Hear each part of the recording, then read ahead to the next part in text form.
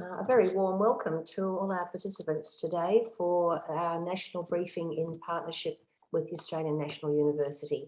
I'm Virginia Birrell, the National Executive Officer of the Australia-China Business Council and CEO of the Victorian branch. I'll begin today's session by acknowledging the traditional owners of the land on which we meet from all localities around Australia, where our guests are joining us today, and pay my respects to their elders past, present and emerging. Today, we're delighted to partner with the ANU in Canberra for the launch of a timely research document addressing the impact of political trade sanctions on Australian industry. This report, together with today's briefing, has the support of the National Foundation for Australia-China Relations. To provide some opening remarks and to introduce our moderator, I'm delighted to welcome David Olsen. David is the National President of the Australia-China Business Council and International Director of law firm King & Wood Mallesons. He's currently based in Hong Kong, where he focuses on Australian business engagement in the Greater Bay Area. So David, a warm welcome and over to you. Thank you. Thank you, Virginia, and let me add my welcome to everybody around Australia and wherever you are at the moment to this session on adapting to the age of geoeconomics. ACBC is particularly pleased to be able to support ANU on this session, and we're delighted also to acknowledge the support of the National Foundation for Australia-China Relations. I've been preparing some work for our annual AGM coming up, and I found out just recently that we've run over 300 events around Australia over the last year. That in itself is remarkable, but what is really more interesting in today's context is that the events that have enjoyed the greatest interest are those that are focused on the changing geopolitical environment. There's almost an insatiable demand for access by our members on insights on the changes that are occurring to trade and investment flows and Australia's relationship with China, our biggest trading partner. And for good reason. The lives and livelihoods of tens of thousands of Australians in the food, agricultural and commodity sectors are all being directly affected by a raft of trade disputes and other actions taking place right now. Some of these disputes are being addressed through WTO and other dispute mechanisms, but in many cases it's clear that China is using economic policy to pursue national strategic objectives. And with this, we bear witness to the rise of geoeconomics.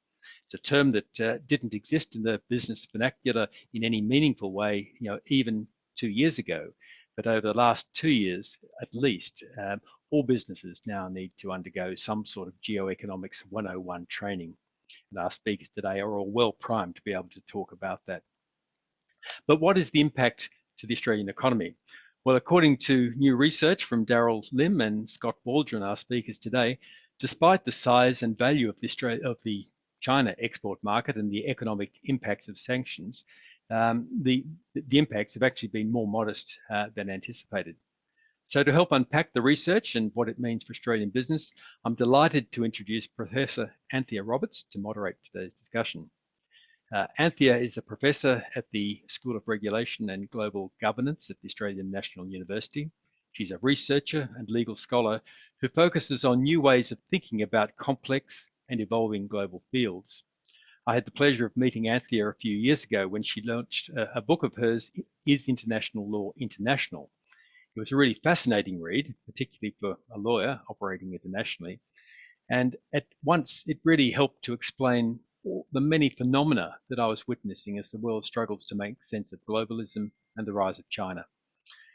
Anthea chairs the ANU Working Group on Geoeconomics and has recently published another new book, The 6 Phases of Globalization, Who Wins, Who Loses, and Why It Matters. And I urge you to go to the press shops and pick up a copy soon for that as well.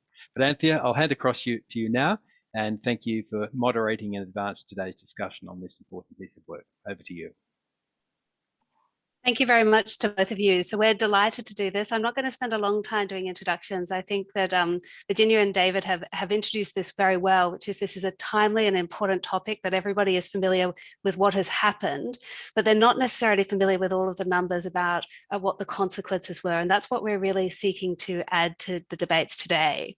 We're really grateful to have not just the support of ACBC in terms of being able to get the message out there about this research, but also to the National Foundation of Australia-China Relations. They have supported us in a project of taking some of our geoeconomics expertise at the ANU out to the business community. And so this is one of a series of workshops we are doing where we're presenting some of our research. Our research is not intended to be on either side in any of these debates, but to allow for informed decision-making by both policymakers and also people in the business community. I'm particularly delighted that we're getting to present this research at the moment because I know that there will be an audience for it. So we're going to have two people present. We're going to have Darren Lim first, who has been one of the founding members of our geoeconomic working group. Darren probably has one of the strongest backgrounds I can think of in the world in geoeconomics, being trained as a lawyer with economics and also international relations. And he has written a series of articles about many aspects of geoeconomics and also hosts the popular podcast Australia in the World and is a senior lecturer at the ANU. And following him, we're going to have Scott Waldron.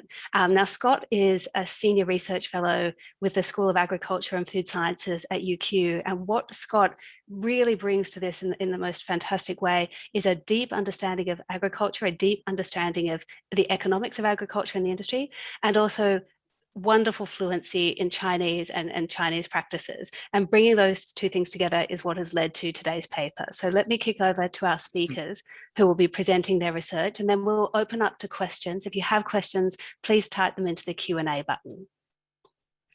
Terrific. Well, thank you, everyone. Thank you, Virginia. Thank you, David. And thank you, Anthea, for that welcome. Let me just share my screen and get us running.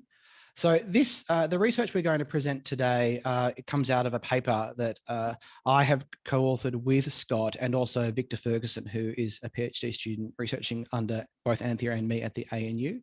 And it is available online, and a paper can be shared with any of you who are interested after this presentation. But basically the motivation, as you guys have already heard, and I'm sure you all understand, is that we've seen since May of last year, a campaign of economic disruption. Obviously has been widely covered in the press. But what has come out over the last few months, and I think probably the headline example of this is the Treasurer's speech at the ANU in early September, is that the consequences of this economic disruption, economic coercion, does not seem to have been great in the terms of economic costs, with a caveat that measurement of actual losses is hard, and we'll get to that more in a second. You know, some basic headline figures. We saw a very small loss or fall in overall merchandise trade in 2020, and that was obviously helped very much by iron ore booming. But even in those industries that have been sanctioned, that have been targeted by these economic policies, we have seen in some cases actual increases in global exports or much smaller losses overall. This is in many cases despite an absolute zeroing of the China market. Right. And so it is a puzzle to understand, you know, what happened. Like we know that the impacts have been modest, but the goal of our paper is to try to understand why, like what actually happened in these adjustments. To give you one example of a graph, and we've got many we can share with you over the course of today if you're interested. Here we've aggregated the export figures of 9 different industries. So coal and copper on the mineral side, and then barley, beef, wine, timber logs, lobsters, cotton and forages, animal feed on the agricultural side. And you can see there that you can see sort of a beginning of a decline actually sort of before the sanctions began with barley in May 2020. They keep going down, and you can see around July 2020, numbers really start to go down on the China side, which is the red orangey line. But then you see, as that's going down to zero, an uptick. And this is the aggregation of these 9 commodities only, so that the rest of the world, excluding China, the gray line joins our world exports. So they become our total exports, and they actually start to increase, right? So there's obviously a lot of different factors going on. And our goal was to try to unpack these mechanisms of adjustment and understand why exports were able to perform relatively well, given the disruptions that were occurring. Now, to preview our argument in one slide, you know, we are seeking to take quite an academic and scholarly approach to this, and to understand these interventions by the Chinese government as simply shocks to the market, right? They're interventions that distort the market and they represent a demand shock for Australian exporters, right? And you're all familiar with different types of demand shock and supply shocks, in Standard Economics 101. And this is exactly how we wanted to frame these sanctions. And so when you are, as a firm, face a negative or a positive demand or a supply shock, markets are going to adjust. Firms are going to adjust autonomously, right? Because they are looking to maximize profits, as firms do in the basic economic assumptions of the standard economic model. And so we were trying to think about, well, how are firms adjusting to this negative demand shock represented by the Chinese sanctions? And so we wanted to unpack what those adjustment mechanisms look like. And so we kind of theorized 3 types of market adjustment: reallocation, deflection, and transformation, which I'll talk about on the next slide. And so the argument is that different types of firms and different types of industries were able to engage in these 3 types of market adjustment to greater or lesser extents, and we'll talk about the reasons why. But in pursuing those 3 adjustment mechanisms, in many cases, industries were able to substantially mitigate the losses from the loss of the Chinese market, right? Now, what are these 3 mechanisms? So reallocation is the simplest one. It's just the idea that you sell the sanctioned products to somewhere else, to another international market, or here in the Australian market. Trade deflection, which is a term that we've taken from the legal international law literature on preferential trade agreements, is the idea that you somehow look to evade the sanctions and actually continue to sell into the market that is sanctioning you. So into the Chinese market, the sender state market, the state that's sending the sanctions, so to speak. And you do so via some third-party intermediary, right, that is able somehow to obscure the origin of the export, or perhaps engage in some kind of smuggling or grey trade, able to get the product into the sanctioning market.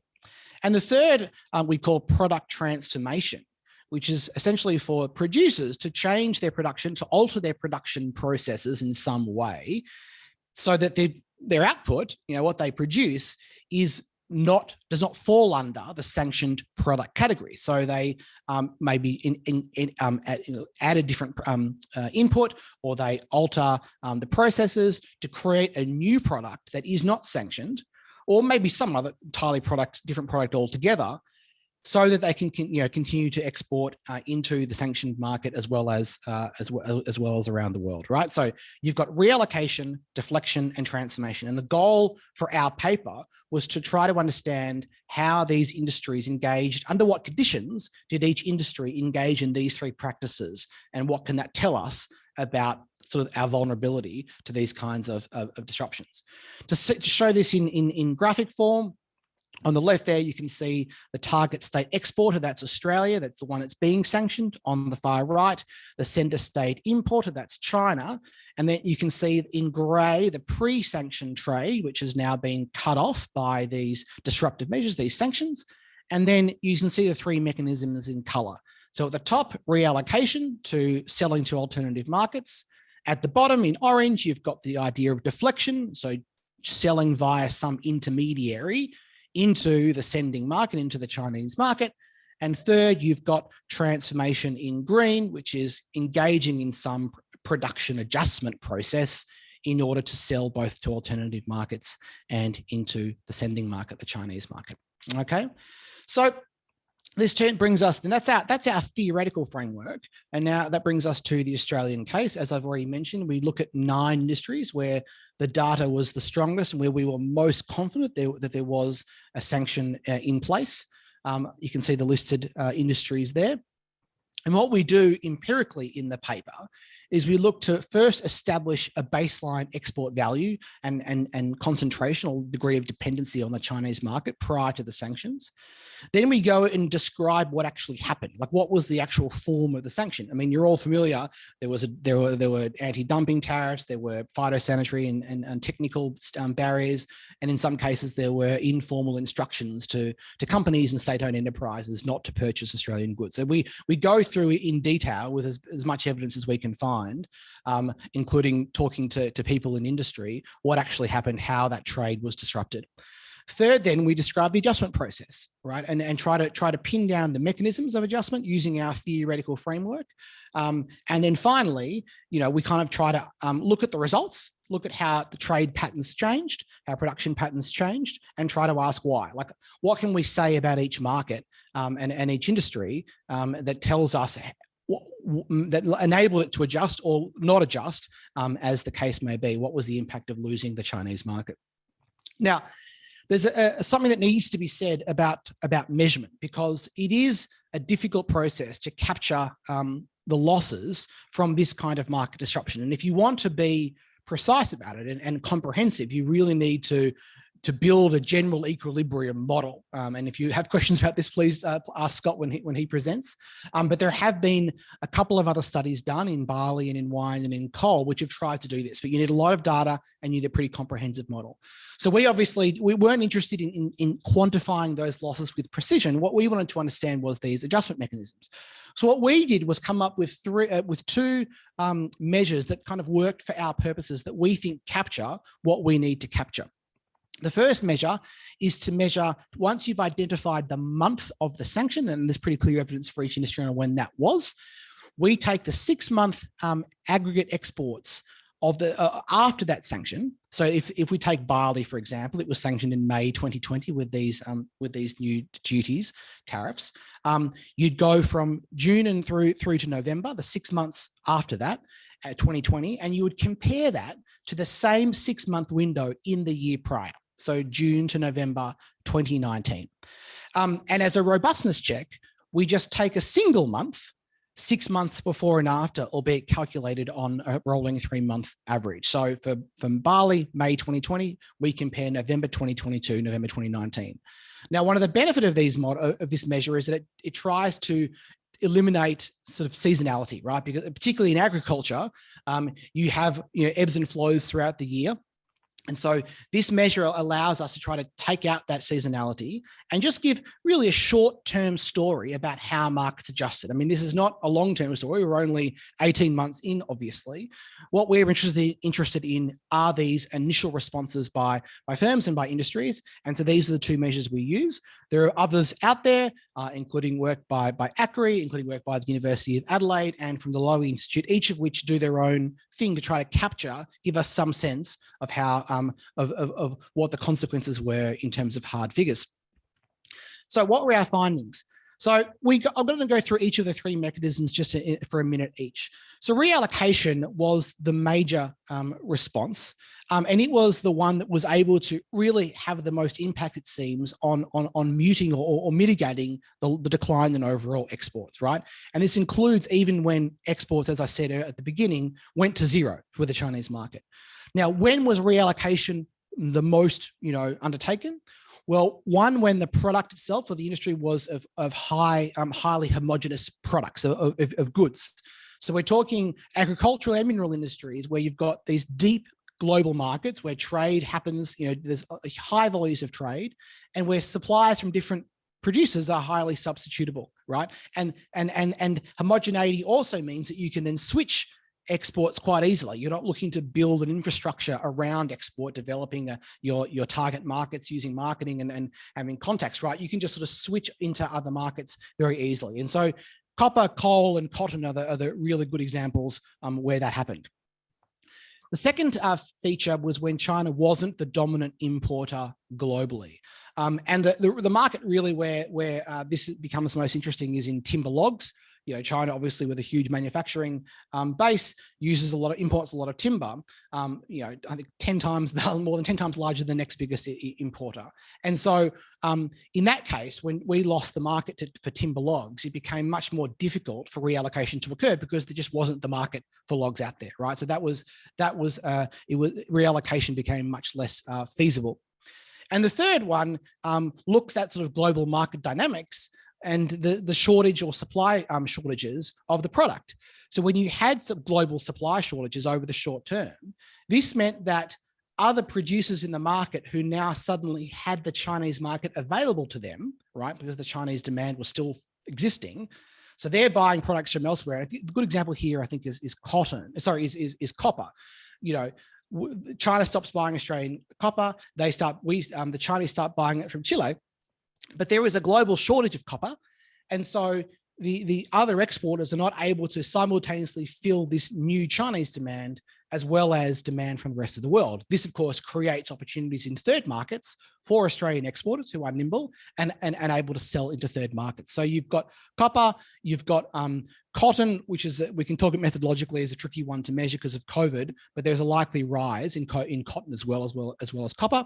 And coal, you saw a much smaller fall than you might have expected, given the headline dependencies, only 15%, right? So this is selling into other markets. Secondly, we have deflection. So this is when we continue to sell into China. And this, of course, we think depends not on global market structures, but on the Chinese market itself. How easy was it to replace the Australian product? The great example, which I'm sure you're all familiar with now, is lobster, of course. Australian rock lobster is a unique product. It has a unique texture and flavor. It's not something that you can easily replace. And so what we saw, even though the market to China pretty much dried up, was an explosion, a more than 1,000% increase on trade to the rest of the world, which is largely, as I'm sure you're all familiar with, a story about trade to Hong Kong, right? And so the inference here is that there is a lot of grey trade happening from Hong Kong into China to put lobsters on restaurant tables. In contrast with wine, which is a much more substitutable product. If you don't drink Australian wine, there are good alternatives out there. So there's much less evidence of, although some, of grey trade occurring. The other factor is the tightness of the sanctioning regime. So you take beef, where you had, I think, half a dozen abattoirs losing licenses due to labelling and other issues. You had 30 other plants inside of Australia that could take cattle, right, to process them. And so that meant that there was essentially, the sanction was incomplete. And in one case, the one company had an abattoir that wasn't actually covered by these new measures, and it was able to redirect cattle into an unsanctioned plant. And so that meant you didn't see as much of a loss of the Chinese market, only a 49% decrease, and a lower fall overall. Contrast that with timber logs, again, where we lost almost the entire market, almost 100%, 94% fall, and a much larger fall then to the rest of the world because, as I said, reallocation wasn't as possible. Finally, you've got transformation. This didn't happen as much, but there are certainly sort of some good theoretical reasons to expect that it could happen into the future, intuitive reasons, because there are products that we produce where there are adjacent alternatives. A good example is a farmer planting an alternative crop. So a farmer that plants barley could plant wheat, or someone who plants oat hay as an animal feed could plant an equivalent feed.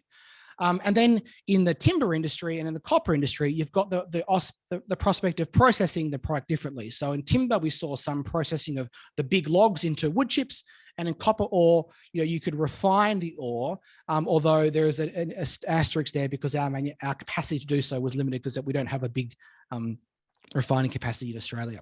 And finally, as I'm sure you all know, wine got repackaged into the big casks that are larger than 2 litres in size, because again, they weren't covered by these tariffs.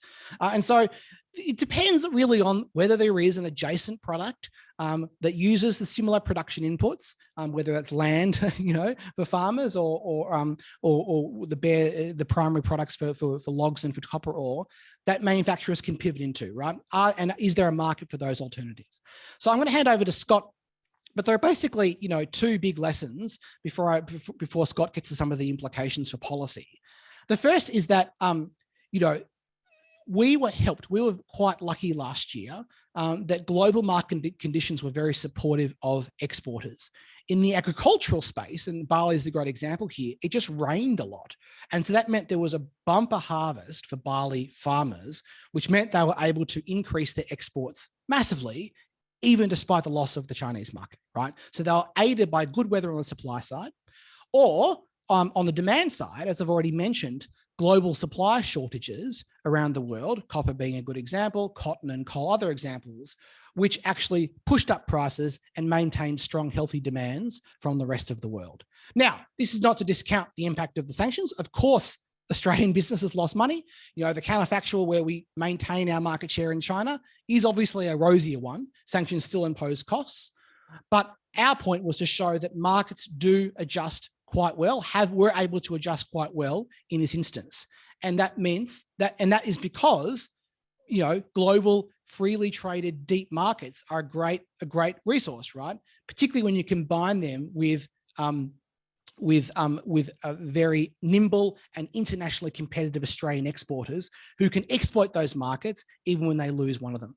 The other point that I want to sort of flag is the idea of what we call intertemporal substitutability, which is the idea that in some cases, the product you make, you can pivot from trading it into a form of investment, which is in the case of beef by rebuilding your herds, or in the case of timber by delaying thinning, which means keeping logs in the ground for longer so they become thicker and more attractive, for example, to the Australian construction industry.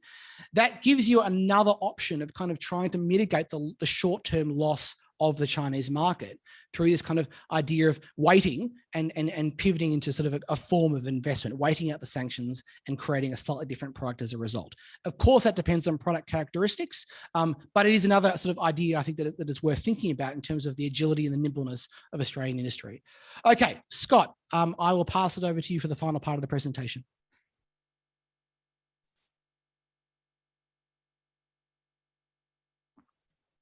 Scott, you need to unmute yourself. All right, well, thanks, Darren, and thanks also to our co-author, Victor Ferguson, and ANU, the ACDC National Foundation, and everyone here. And so Darren has outlined what we did do in the paper, and I'm just going to add a few more points about what we didn't do, but which I think would be of interest to this audience. So firstly, I'll run through some studies that estimate the actual costs of the trade barriers, and secondly, some of the policy implications and Australian policy responses. So firstly, on costs, our research really looks at the market adjustment mechanisms to the barriers and the effect on Australia's global exports. And in some ways, these can be seen as the perceived cost of the barriers. And these are widely perceived to be modest, and partly for the reasons that Darren mentioned, due to favourable weather and international prices. But these perceived costs are different to the actual or the real costs. So our research didn't aim to quantify the real costs, but I'm just going to go through a few studies that did do that. And all of these are based on general equilibrium trade modelling done on an industry by industry basis, but that quantify the full range of adjustments at a broader sectoral level. So, for example, in barley, as Darren mentioned, our paper showed that exporters can divert barley from China to other markets, albeit at a lower price, and then farmers can switch into other winter crops. That ABARES modelling, so the Australian Bureau of Agriculture and Resource Economics, went further to model the domestic effects. So the effects on, for example, lower barley prices, the effects on the area planted of barley, and then the benefits of that for cheaper barley for domestic brewers and feedlots. And so after these adjustments, international and domestic wash out over a period of 5 years, ABARES estimated the total cost to the trade barriers for barley at $250 million in year 5. The effects obviously vary by industry, and wine is a completely different industry. There's a lot higher fixed investments. You can't just sort of rip out a whole vineyard that's taken 50 years to breed and plant something else. And so there are different effects, and you can see some of those costs that were estimated in 2 different studies. So I guess one of the figures there is, you know, the anti-dumping case on Australian wine ends up costing Australian wine grape growers $67 million per year. Coal is different again, even higher fixed costs, lower elasticities, supply side elasticities, and James Geoeconomics and his colleagues, so they went further to estimate the costs. With their scenario was a permanent cut of 25% of Australian coal exports to China. And their study tried to estimate the effects on the broader Australian public. And for a whole range of reasons, the barriers impose costs on Australian exporters and cuts in profitability for the coal sector. But because the coal sector has such a high degree of foreign ownership, that translates into costs for the Australian public at lower levels than might be expected, or at least that I expected, of $24 per person per year. So that's just an idea of sort of the studies that do quantify the costs. And I should add that all of these were done before the barriers were imposed, and looking back in retrospect, they've proved to be very accurate, which is interesting. The modelling is quite accurate, so you get a fairly good idea of what the actual costs are. But those results, I don't think, really answer the questions about, whether those costs are high. What is the magnitude of those costs? Are they high, low, or something else? And so I don't know the answer to that. I think it depends a lot, but just a bit of context here. You saw costs of the barriers to barley and wine, for example, at about $250,000 a year. Well, the value of Australian agriculture this year, it's been a very good year, will be about $73 billion. So that's a small portion. And then secondly, there's this issue about the distribution of costs. Who bears the costs?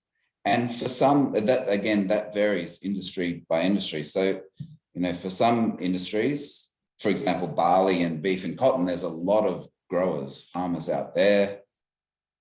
The barriers mean lower prices, and so they bear the costs. And then there are other industries, especially pine, perhaps wine, where the costs are borne by larger corporate investors, big investment funds and insurance funds that invest in those industries.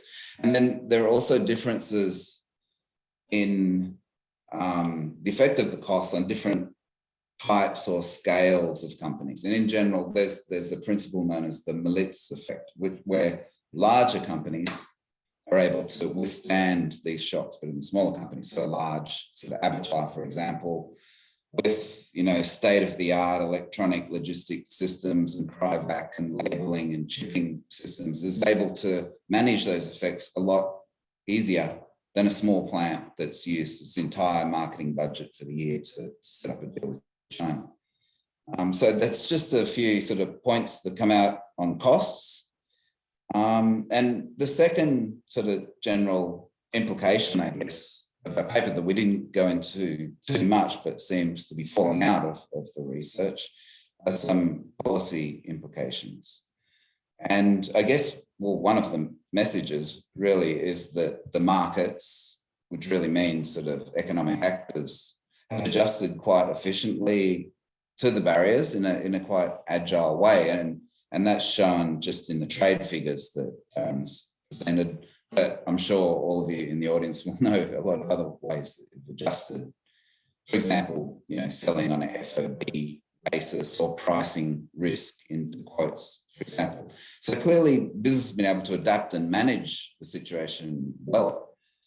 But I don't think that means then necessarily that the government has or should have no role to play in the adjustment process, as is sometimes argued. Business, as we know, doesn't operate in an institutional vacuum. So you could see on the right-hand side of that figure there, I've just listed some of the very basic features of the Australian government response, and these are all sort of straightforward and obvious. So the first was referral of the anti-dumping cases to the WTO. The second is the China Plus strategy, which I think everyone sort of understands at a conceptual level.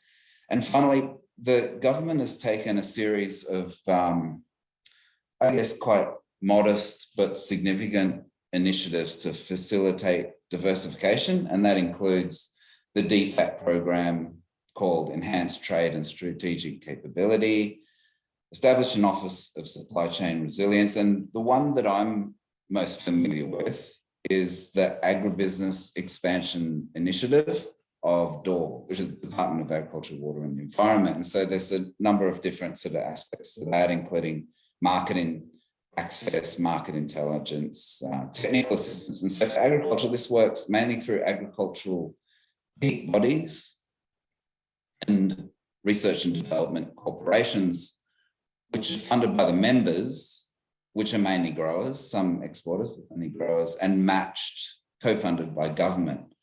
And so through these structures, industry has been able to, work in existing or new export markets, develop those markets, negotiate the technical standards, and then incorporate those standards and requirements back into agricultural production systems, from anything through to, genetics or pesticide use. So, I mean, in general, it's just been as an economist, it's just been fascinating watching all this unfold and the markets adjusting. But it's been interesting also watching these institutions change. And I think handling the situation pretty well, and not just because of luck. I mean, as Darren mentioned, we produce highly traded or demanded products. We've got an internationally competitive resources sector that's been exposed to international corporate competition for decades, an R&D system and an institutional setup that has been, quite effective. And it seems to me that the measures that government has taken to facilitate this sort of adjustment have been pretty modest, but in general, pretty sensible. So, that's as mentioned, that's not really the core of our research, but some of the implications, and might provide a few talking points for discussion if you'd like to. So I'll just leave it there. Thanks, Anthea. Thank you very much to both of you. So people, please feel free to put some questions in the Q&A. Before we do that, I just want to sort of pan back and put this in a slightly broader perspective of some of the work that we're doing at the ANU on this. The first is that what Scott and Darren are really doing here is very much focusing on the sort of China export shock and the resilience of Australian exporters to that. That actually works within a broader framework that some of us are creating at the ANU, which we're calling a risk, reward and resilience framework, because when you're trying to work out policies, and particularly government policies, but also your policies as a business, a lot of it is going to depend on not just how you weigh risks and rewards, but how you weigh risks and rewards whilst also being aware of or building your resilience in different areas. And so we want to start to create a more general template for thinking about the connections and trade-offs between risk, rewards and resilience, which we can use across a variety of different domains. The second is that obviously the shock that we have seen in exports to China in the last year is not the only shock we've seen with deep integration in economic markets. We've also seen it arising out of the supply chain shock that we saw in COVID, where we didn't have PPE coming in. This was not a problem of exports going out. This was a problem of imports coming in. And so some of the work that we're going to be doing on thinking about resilience, we want to think about how it applies, not just when you have something which is a threat by another state, so here economic coercion, but also when you have something which is a global hazard like a pandemic or like climate change that may disrupt supply chains. So this falls part of a broader set of work. Now, Scott, do you want to stop sharing your screen there so we can see you and Darren? And I'm going to go to one of the pre-submitted questions first. So one of the pre-submitted questions actually asks you to shift your focus from China to the United States. And this person says, the US employs crippling sanctions on over 30 countries. It bypasses the Multilateral Trade Organization. It takes many unilateral measures, and it doesn't support the WTO in terms of its appointment of appellate judges. And so this person says, why is it so hard for Australia to hold our closest ally and forever partner to the same set of rules and standards that we constantly criticize China for ignoring?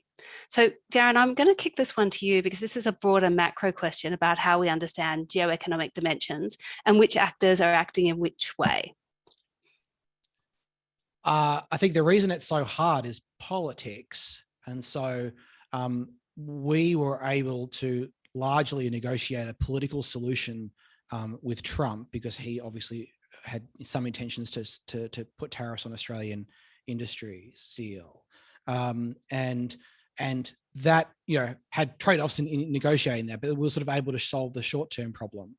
And while recognizing that we didn't have really any good options of solving the long-term problem, which was the threat that he poses, and the US, I think more broadly, their political system poses to the rules-based order, for example, through their hostility towards the WTO and international institutions. Now that hostility waxes and wanes. I mean, it was highest under Trump. Biden is not nearly as sort of iconoclastic in that sense. But it's definitely true that the US system generally, and there is a bipartisan consensus that the WTO as an organization, as a framework, is not fit for purpose, in particular in dealing with some of the unique aspects of the Chinese economy. And so that's a debate that we're having, a case that we are making to the Americans. You know, I think we share some of their sympathies that the WTO is not an optimal framework, but we're also very aware that, you know, we don't want to blow the entire thing up because that will result in a severe diminution of our influence. You know, we do best as a smaller country within the framework of a rules-based system, and so that's a challenge. I think the answer is that we've been able to find political solutions to the threats, the immediate threats to our interests that the US poses. We have not been able to find political solutions to the immediate threats to the Chinese poses to our interests. Because the political disputes are of an entirely different nature, right? Like we are unwilling to make concessions on those issues, whereas I think we're able to sort of placate Trump in a variety of ways. So I think that'd be my starting point. I mean, Anthony, do you think that answers your question, or are you going in a different direction? No, I think it's not my question. It's a question that was submitted by someone ahead of time. But no, look, my own view on this is that both great powers are involved in geoeconomic action. So this is not a question that one country is doing the right thing and one country is doing the wrong thing. I think that both of them are reappraising their role and in the global trading system and the relationship between economics and security. And both of them are engaging in different types of behavior that we would call geoeconomic behavior. My own view on this is that in terms of being a sort of direct victim of it, Australia is much more likely to be a direct victim of economic coercion from China than it is from the United States because of our political alliance with the United States, but that Australia's sympathies with the multilateral trading regime are different to the United States. And so indirectly, Australia may be more of a victim of some of what the United States is doing to the international market. So I think relatively similar there. I did get another question here. Let me just see if I can get it up in my Q&A, which was actually directed towards Scott. I'm having trouble seeing it at the moment. But it was actually about small to medium enterprises and whether they have been particularly affected by this in some industries, and whether that is actually a reason that we should be having particular lobbying or particular measures aimed at small to medium enterprises. So for example, loans or some sort of insurance or something to sort of cover gaps. Is there something that you would recommend for that particular group? Yeah, it's a good question. And I don't think the formal studies have been done to show the distribution of effects on small and large companies, but anecdotally, I think there's a fair bit to support that argument that small companies have been disproportionately affected. And then the question of what to do about that is a big one. And I'm not aware from all the full number of initiatives that are talked about where there's been sort of particular targeting of SMEs, but I know for a lot of those schemes, for market access schemes and technical assistance schemes, that small companies are eligible to be involved and do participate directly or through those industry associations that we were talking about. So I'm sure the mechanisms are there, but that's going to soften some of the blow, but not completely. I don't think there's any escape from the SMEs copying it more than the bigger companies or being able to bear the costs for it as long. So another question that has come through is how do we explore stable and honest democratic markets rather than China? So obviously what you're seeing at the moment is short-term adaptation to what's happened in China, but project forward for a bit longer. And the premise of this question is, how can we reorient? So if it's a China plus strategy, how can we do a bit more with the plus and a bit less with China? And particularly in the plus, how can we include stable, honest, and democratic markets in that plus? Darren, do you want to start on this one? Okay, very curious to hear what Scott has to say as well. Look, I think that markets did well here because they were left, in some cases, these mechanisms of adjustment were automatic. I'm speaking as an academic from a university, not obviously the decisions made by those in industry, but when you step back, you see adjustments following market-based logics. And as soon as you start to introduce an alternative logic, which, for example, choosing a trading partner based upon a political reason, you are going to sort of almost by definition introduce distortions, right? Because you're going to be undermining the basic profit-driven motives and welfare maximizing motives that we think of in economic theory. And so I'm skeptical that such a long-term strategy, for that reason alone, is going to be sustainable in a broad context. Inevitably, it will happen in narrower contexts, and I'm thinking of technology here, like the costs of market closure and the costs of distorting markets are going to be perceived as acceptable in a political sense in sensitive technologies. I think that that form of decoupling is already happening. It's happening on both sides, and there's not much we can do to push back against it. I think it does make a sense, but broadly speaking, I think it would be quite risky and I think unlikely to be sustainable to think about that in a broader term sense. So, of course, you can look, government policy can look to exploit unrealized opportunities that exist, like perhaps look with more focus in areas where there seem to be lower political risk. But I think the lesson from our research is that we don't want to be just introducing new distortions into the market.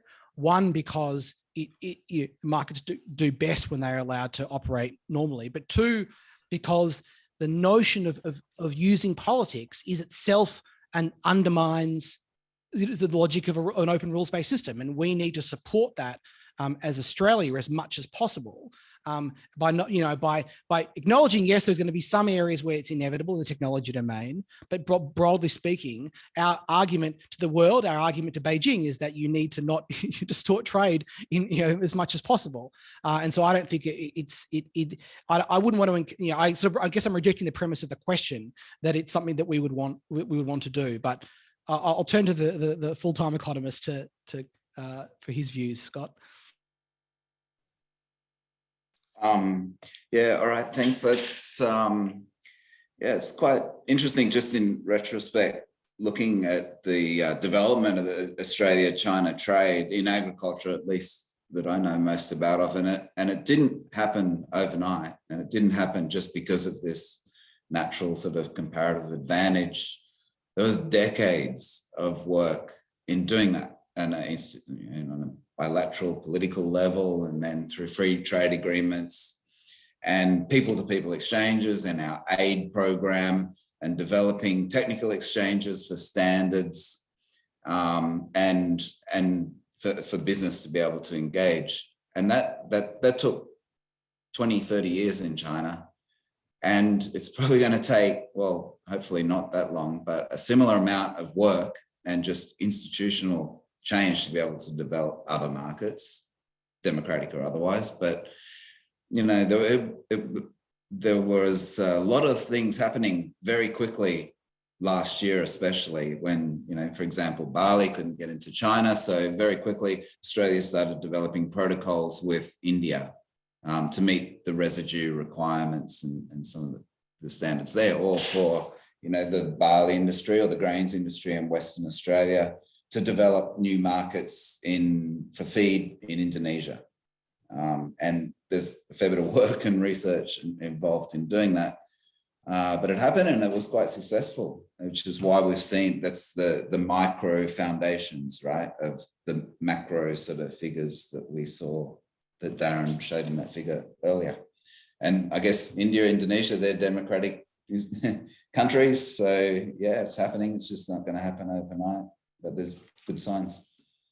I think I would just add, I guess, qualify my answer, because I agree with Scott that the question then is how many government resources are you plowing into the search for complementarities? Like, yes, it took a long time to develop the Chinese market, but the underlying market complementarities were there given how quickly it was growing as a market. And so, yeah, it's both true to say that those complementarities don't exist right now elsewhere, and that you need to develop them over time. But the question then is, well, what policies are you engaging in to develop them? If those policies are about providing more information and drawing connections which didn't exist, they're not market distorting, right? They're just about increasing the level of information that's out there. They're about removing roadblocks to trade and other economic connections. It's when you get into the world of governments putting up money or imposing barriers, to stop, certain types of trade. That's where I guess my skepticism is located primarily. Otherwise, I'd certainly agree with Scott. And I guess one thing that you haven't addressed here, and you've talked about these being long-term markets to build, is the costs of uncertainty. So it's one thing if you have a shock and you decide to reorient, and then it can take you quite a while to build up and reorient. But I think part of what we're also seeing is uncertainty on behalf of governments and also companies about whether this is the new normal, whether this is a blip, whether they need to permanently reorient. So I guess one question I would have for you is, what is the cost of uncertainty here? Or are you thinking that businesses have decided it's no longer uncertain and this is the new normal? And another question relating to uncertainty, but this is sort of uncertainty at a more macro sense, is, do you have any views on China's prospects of joining the CPTPP?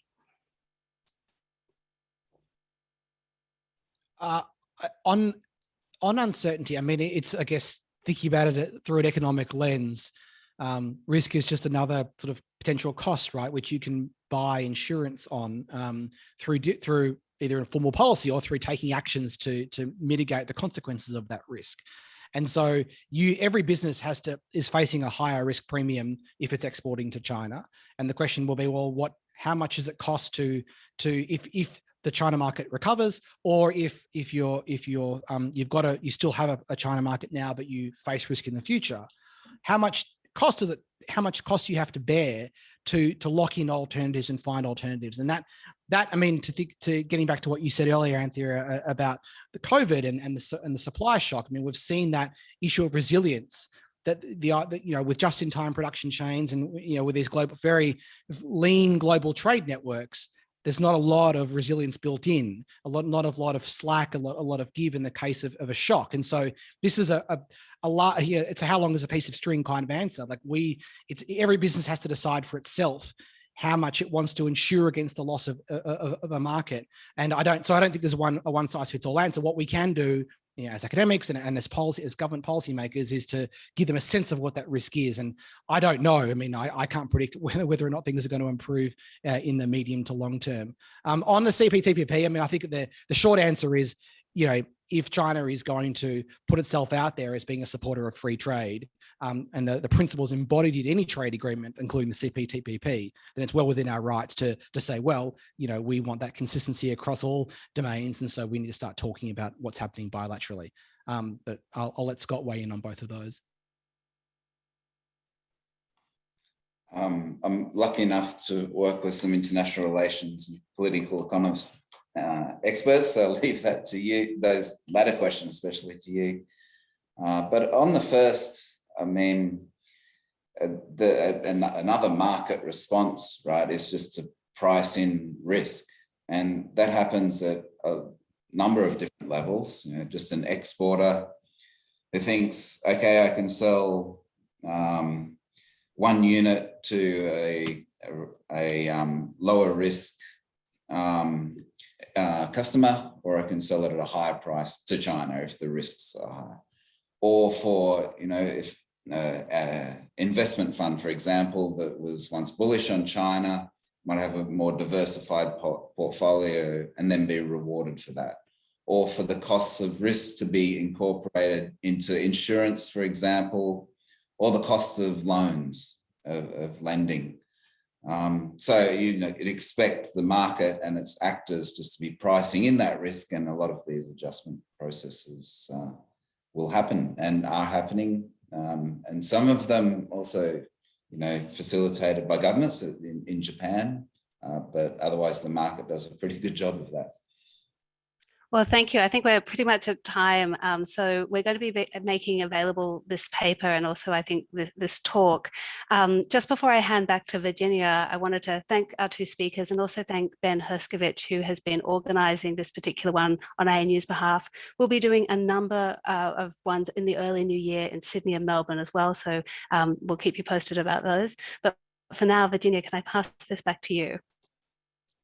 Thanks, Anthea. This has been an outstanding conversation, and I do really sincerely thank Darren, Scott, and Anthea yourself, and also Benjamin for our initial conversation and starting up this this wonderful event. And as I said, as Anthea mentioned, the follow-on events in Sydney and Melbourne next year. So please make that note in your calendar, and we'll be in contact with you with details for those. A copy of the paper will be sent to all attendees together with a recording of this session. So our thanks to ANU and to the National Foundation for Australia-China Relations for supporting this really valuable work. We have some exciting collaborative in-person seminars planned with ANU, as I mentioned, in 2022. So we will be sending you information on those in the new year. For those who are interested, we have some interesting events coming up as well with ACBC on the 17th of November, a 3-state hydrogen update with a special guest speaker from Fortescue Future Industries. On the 18th of November, our very big New South Wales Innovation and Technology Symposium, which is not to be missed. And on the 7th of December, we will hear updates from the Deputy Ambassador to China, Mr. Jason Robertson. So in the meantime, thank you very, very much to all our guest speakers, to our guests for attending. And I wish you all a very good evening and a safe time. Thank you. Bye.